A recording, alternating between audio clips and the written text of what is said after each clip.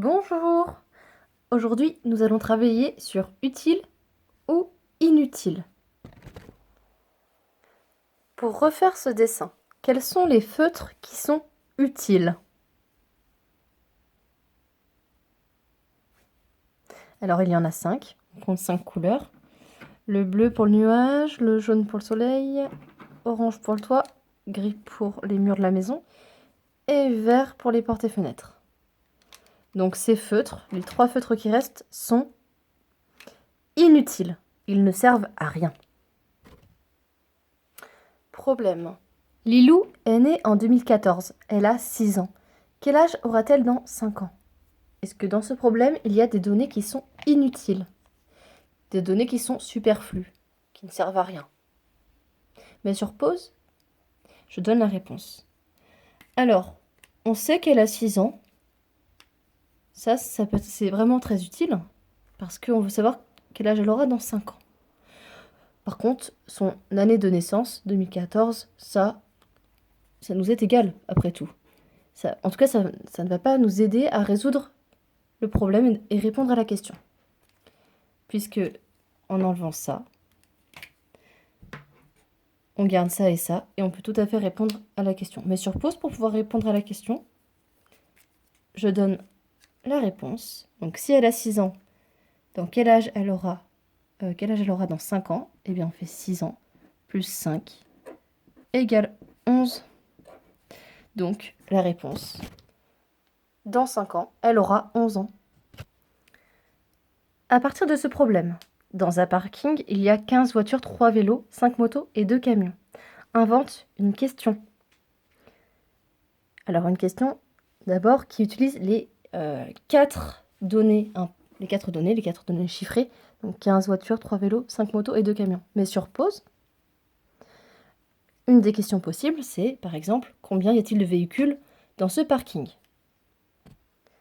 Maintenant, invente une question pour laquelle la donnée 3 vélos sera inutile. C'est moins facile.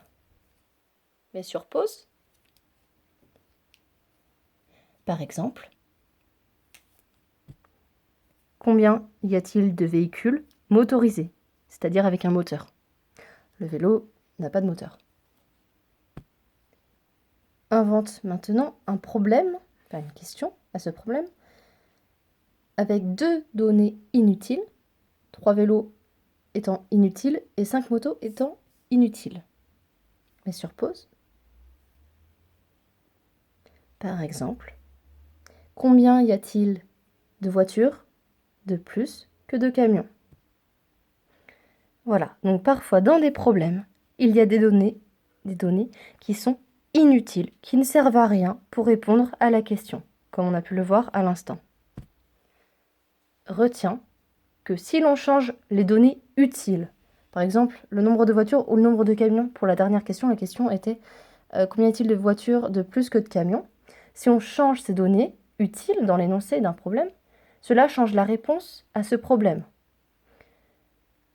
Si l'on change les données inutiles, cela ne change jamais la réponse. D'accord? Pour que ce soit inutile, il faut que vraiment ça ne soit pas pris en compte dans la réponse. Alors, à toi de travailler. Une piscine gonflable de 2 mètres de diamètre. Donc le diamètre, c'est ce qu'on peut voir ici. C'est la ligne qui va aller d'un côté du cercle à l'autre côté du cercle en passant par le centre. Alors, une piscine gonflable de 2 mètres de diamètre coûte 50 €, tandis qu'une de 3 mètres de diamètre coûte 80 €. À toi d'inventer un problème avec des données inutiles. Mets sur pause. Alors, par exemple, quelle est la différence de taille entre les 2 piscines? Là, les données inutiles sont lesquelles? Mets sur pause pour réfléchir. Si on veut connaître la différence de taille entre les 2 piscines, le prix ne nous importe pas. Ça nous est égal. Donc ce sont des données inutiles. Un autre exemple peut-être?